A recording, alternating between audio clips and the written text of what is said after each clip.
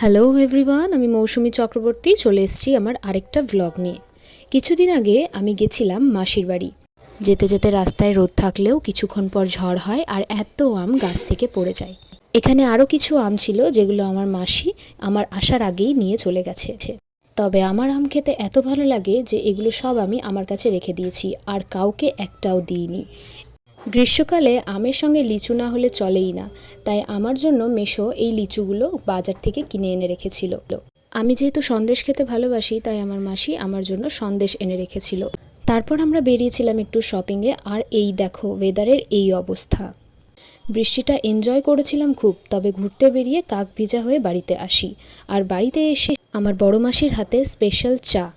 পকোড়া বানাতে গেলে অনেকটাই দেরি হয়ে যেত, তাই জন্য আমরা ফ্রুট বান দিয়ে কাজ চালিয়েছি। তারপর আমি কিছু ছবি তোলার চেষ্টা করছিলাম, তবে তুলতে না পারায় আমার মন খারাপ হয়ে যায়।